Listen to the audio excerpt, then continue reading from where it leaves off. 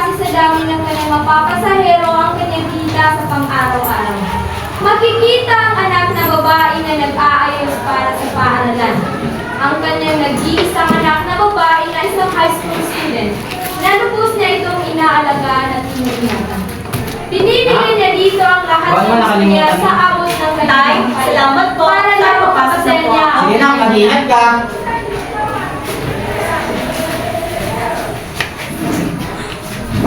Isang araw, pumunta sa eskwelahan ng kanyang anak. Nakita niya ang kanyang mga classmates na nakatouchscreen na cellphone at siya ay naka-K5. Uy, Juana, alam mo ba yan sa hindi? Hindi eh. Grabe ka naman. Alam mo naman na wala ng cellphone eh. Teka, ano ba ang cellphone mo? Ay, oo nga pala, wala pala siyang cellphone. Nakakita pala siya. Kung magpabili ka lang kaya sa shopping, oo nga, magpabili ka. Sige na. Lubos siya, nalungkot at naiingit habang tinitingnan niya ang kanyang K5.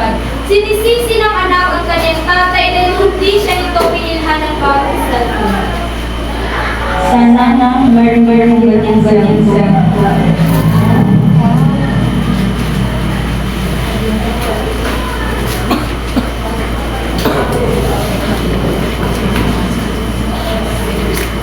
Pagka-uwi ng anak sa kanilang bahay, tinanong niya ang kanyang tatay kung kailan siya nito pipilihan ng bagong cellphone. Tay, kailan mo po balak bilang ako ng bagong cellphone? Anak, sana ang patawag mo muna. Tawarin mo ako kasi hindi kita kaya bibili ng bagong cellphone. Tay! High school na po ako! Kailangan ko ng bagong cellphone! Nakakahiya naman sa mga kaklase ko! Ako lang yung naka-paper! Anak, sana naman maintindihan mo. Araw-araw akong makayod para malastusin na yung pag-aaral. Kasi pang araw-araw naman po. Pang araw-araw magastusin. Wala akong sapat na pera para ibili ng bagong cellphone. Lubos na nagalit ang kanyang anak na pumasok sa kwarto. Lubos na sakta ng kanyang tatay at palihim na napaiyak. Kinaumagahan, naghahanda ng mga kain ng kanyang tatay para sa kanilang umagahan. Nak, kakain na tayo. Nak, luto na ang hapunan. Umagahan.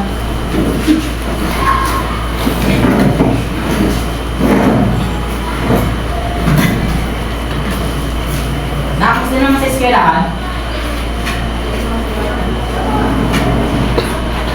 Nak, mais ko naman sa eskwelahan.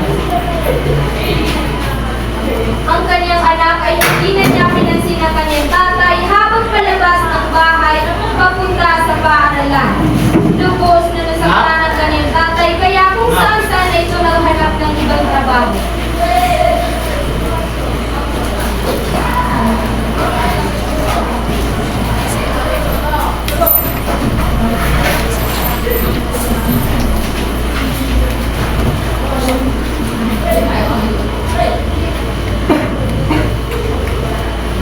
Kaya naman kinaumagahan, naghahanap siya ng mapapasukang trabaho.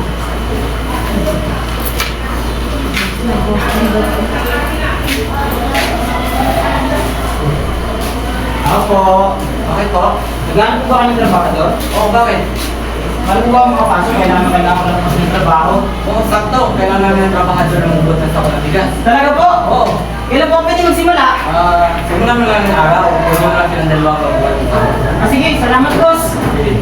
Nakahanap ang tatay ng trabaho kung saan nagbubuhat ito ng mabibigyan ng sako ng bigas. Nagbubuhos pawis habang nagbubuhat siya ng mabibigyan ng sako ng bigas.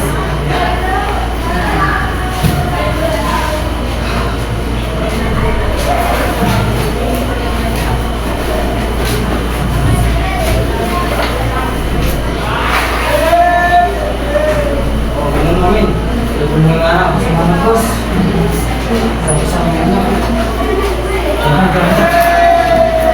Kaya mo to. Nauna niyang nakuha ang kanyang sahod, lubos siyang natuwa kahit gaano pa kahirap ang nahanap ng trabaho, tinitiis niya ang hirap para sa kanyang anak.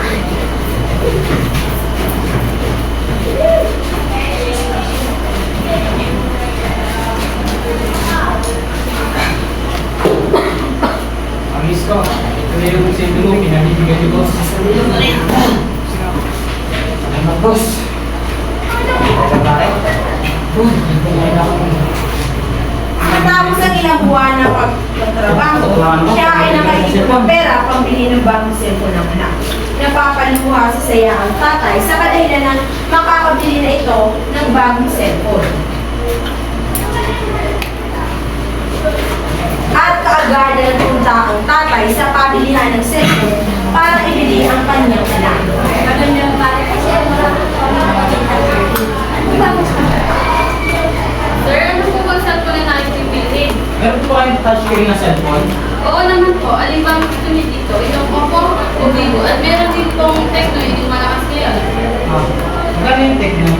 Mura lang po, mga 10,000 pesos. Sige, bilhin ko na. Sige po sir, sandali lang.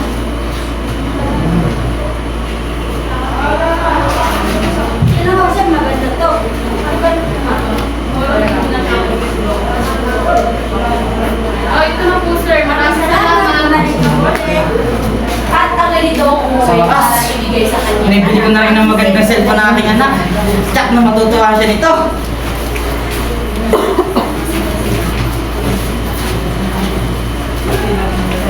Pero hindi niya ito nakita dahil hindi pa lang ito nakakauwi galing paaralan. Anak? Kaya ilagay na lang niya ang cellphone sa mesa at nag-iwan din siya ng sulat at lumabas saglit para bumili ng pagkain nila. Hindi ko na akong makakain.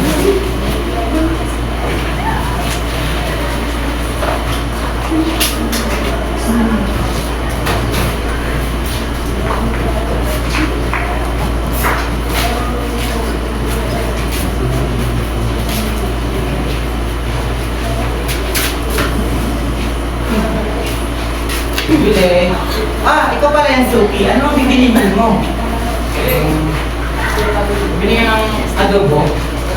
Dalawang order. Okay, hintayin mo lang saglit.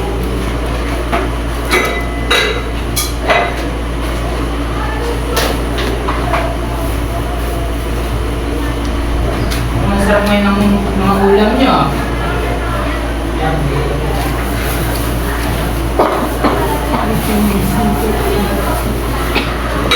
Ito na ang binili mo. Salamat. Yung ba yan? Okay, balik ka ulit. Okay.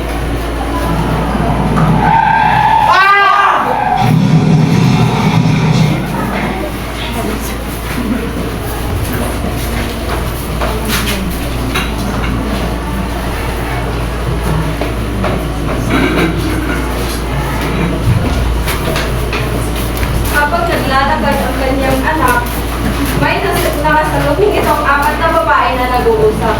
Mami, narinig niyo ba yung nabangga doon? Yung anak, pinagkakot ko ninyo. Oo nga, bibigyo yun ako ng Ay, kawa pa naman. Nagsapot ka alam ko, nag-iwas sa kanyang trabaho para lang may bin yung anak na nag-cellphone. Ay, talaga ba? Kawawa naman talaga natin. Miss? Sino po pinuto ko nila bangga? Ay, hindi pati ko yung anak niya? Oo nga. Yung anak ni Mang Esko. Sige mo na lang. At hindi na siya nakapagsalita at agad siyang umuwi para sa kanilang bahay. Siya ay malungkot na umiiyak papasok sa kanilang bahay. Nang bigla niyang nakita ang isang cellphone na nakalapag sa mesa at may katabing sulat at kanya itong binasa. Anak, alam kong matutuwa ka sa regalo ko. Ito nga pala ang bagong cellphone na binili ko para sa iyo. Anak, ako iyong hintayin. Bumili lang ako sandali ng iyong paboritong ulam. Nabitawan niya ang kanyang cellphone at dali-dali siyang tumakbo habang napapaiyak. Tay! Tay! Tay!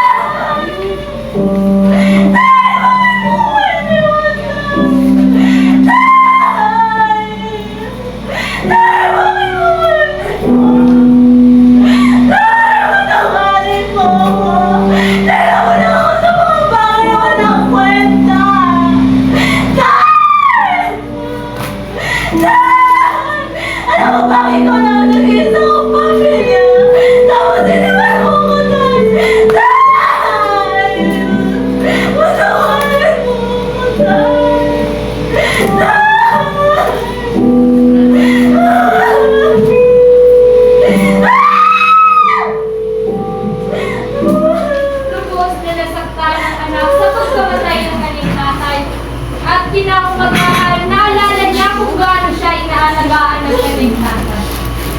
Ang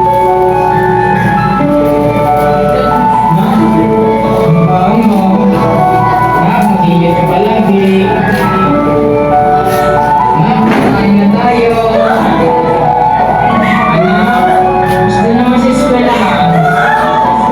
Anak, maayos naman ba sa eskwelahan? Anak, tandaan mo, mag-ingat ka palagi. Anak, huwag mong pababayin ang sarili mo.